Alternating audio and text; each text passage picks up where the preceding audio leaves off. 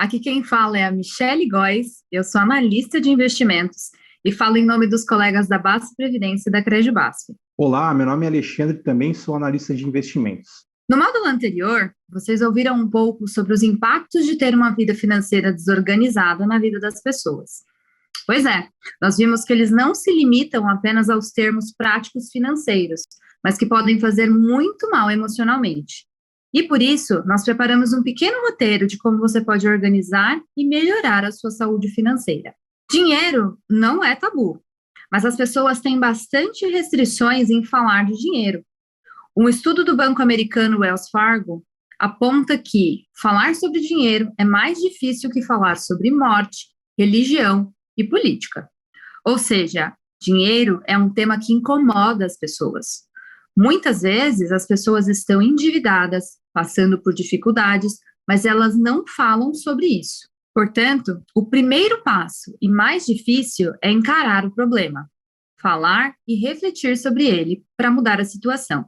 E para tentar ajudar a quem está nessa situação, listamos aqui 4 itens que são cruciais para as pessoas. O primeiro deles é: faça um diagnóstico da sua situação financeira. Ou, em outras palavras, descubra onde você está. Se possível, faça isso com ajuda, porque ter ao seu lado um especialista ou profissional que conhece o tema a fundo é muito importante. Mas se não for possível, há muito conteúdo de qualidade disponível na internet de forma gratuita e com ele você pode aprender como organizar as suas finanças.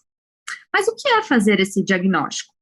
Como a gente já falou, muitas pessoas nem conhecem o seu orçamento, não sabem quanto ganham e nem quanto gastam.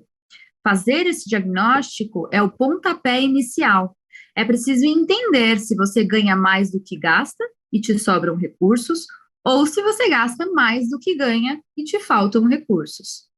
Muitos sequer sabem onde estão gastando o seu dinheiro. Um profundo diagnóstico vai permitir que a pessoa entenda onde ela está hoje, como já falamos, e avance para a próxima etapa. Aqui, é importante saber que no primeiro momento vai exigir uma mudança de comportamento muito grande, principalmente se você tem o hábito de não controlar as suas despesas e acaba gastando mais do que ganha. Talvez, para fazer esse diagnóstico, vai ser necessário anotar todos os gastos e tudo o que você consome, de forma a saber o que está consumindo seus recursos. Vai ser uma trajetória um pouco difícil, mas com certeza trará resultados importantes para o seu bem-estar financeiro. O segundo ponto é: defina metas tangíveis.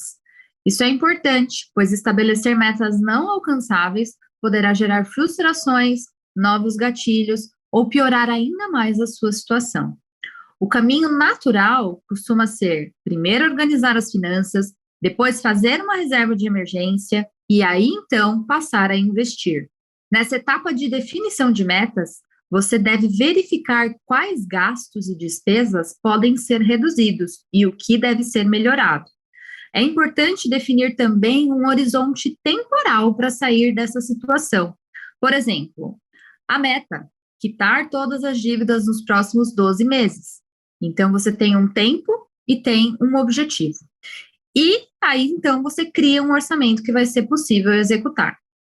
Se você tem dívidas altas, faça negociações.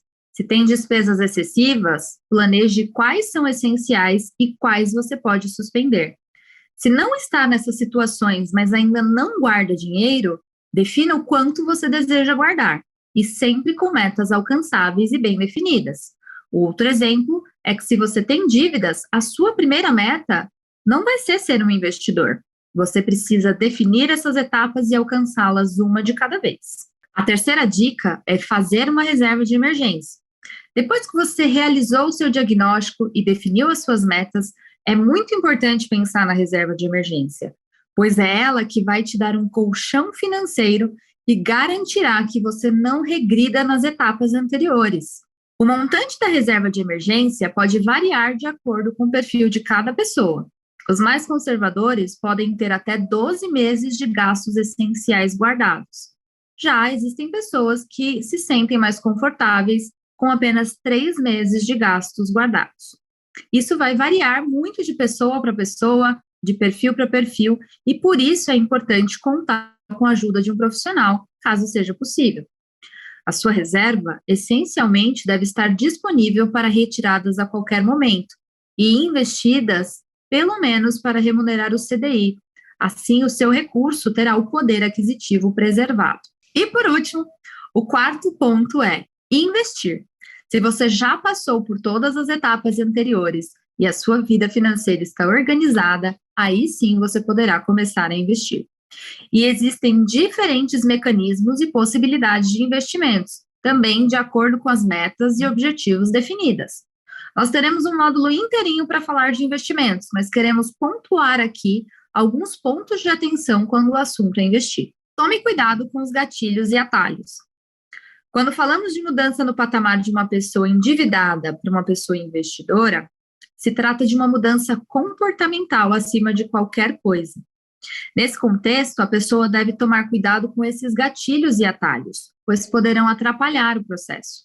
Vou dar um exemplo para isso ficar bem claro. Sempre que possível, pague suas despesas à vista, utilizando o cartão de débito ou dinheiro. Sair para passear no shopping com cartão de crédito poderá se transformar em um gatilho para você se endividar além do que pode. Mas o que são os atalhos? Existem muitos produtos financeiros veiculados em algumas mídias que prometem resultados rápidos, mas não são confiáveis, e isso pode se tornar uma grande armadilha.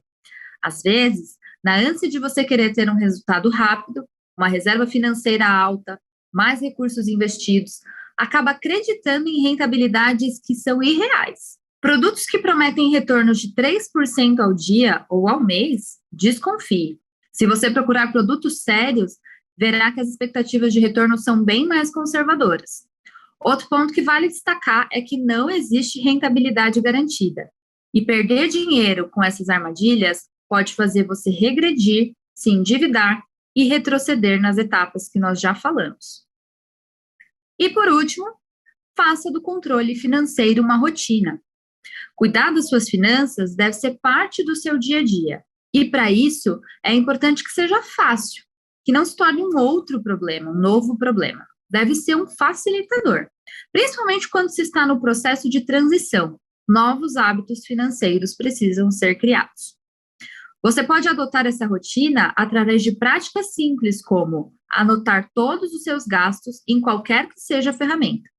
Os maiores exemplos são os aplicativos ou até mesmo os caderninhos, que podem estar sempre à mão e serem facilmente utilizados. Faça um orçamento mensal.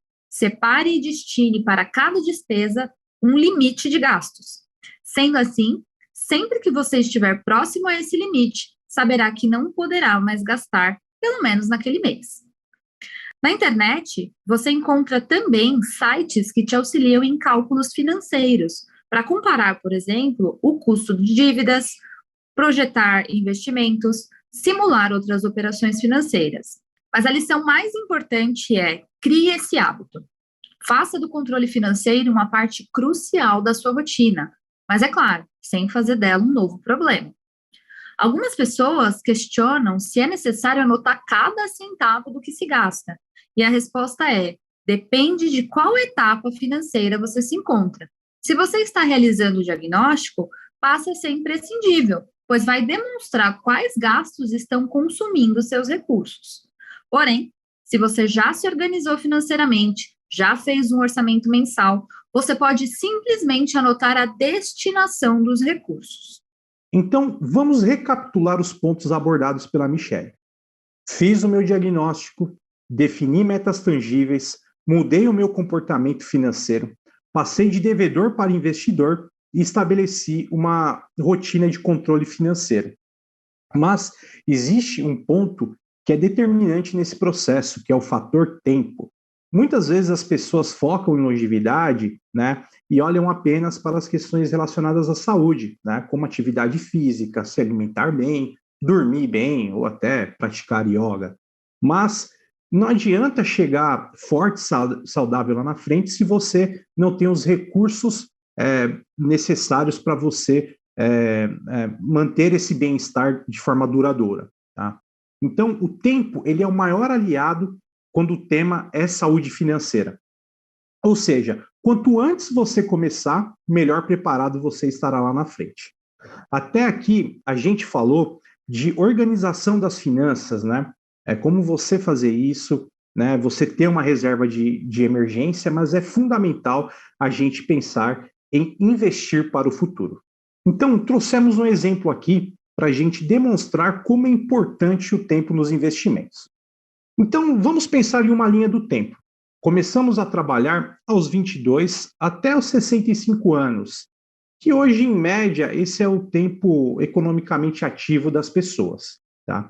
Então, vamos aqui definir duas pessoas, a pessoa 1 e a pessoa 2. Vamos utilizar uma rentabilidade de 9% ao ano, tá? Para esse exemplo. É algo, você pode até se perguntar, nossa, é um pouco agressivo, mas se você pensar em uma carteira de investimento diversificada, focada no longo prazo, provavelmente você vai conseguir atingir essa rentabilidade. Então, voltando ao exemplo, a pessoa 1, ela começa a investir R$2.000 por ano dos 22 aos 30 anos, ou seja, ela investe durante 8 anos e deixa os seus recursos rentabilizarem até os 65 anos. A pessoa número 2, ela começa a investir aos 30 anos ao invés dos 22 e investe até os 65 anos, né? Na cabeça dela, da pessoa 2, ela era muito nova e não havia necessidade para começar a investir tão cedo, né? Porém, a pessoa que investiu dos 22 aos 30 anos, quando ela terminar esse processo aos 65 anos, ela vai ter um montante de aproximadamente R$450,2 mil, né? Enquanto que, intuitivamente, a gente vai pensar que a pessoa 2 ela vai ter mais recursos que a pessoa 1. Mas, na verdade, não. A pessoa número 2 ela vai ter, aos 65 anos, R$431,4 mil, né? O que aconteceu? O tempo é um fator exponencial quando falamos em taxa de juros. É mais importante você começar antes, né? Pois o dinheiro rentabilizará por mais tempo do que começar mais tarde e investir por mais tempo. Ambas as pessoas elas chegam em resultados parecidos, porém com esforços diferentes. Ainda podemos considerar um terceiro cenário, onde a pessoa número 1, ela investe dos 22 anos, começa a investir aos 22 anos, e ao invés de parar aos 30, continua investindo R$2.000 até os seus 65 anos, com essa rentabilidade de 9% ao ano.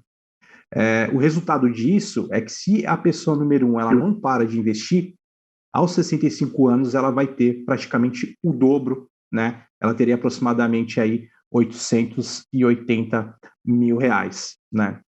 Contudo, todo o processo abordado até aqui leva tempo. Paciência é fundamental para o sucesso financeiro.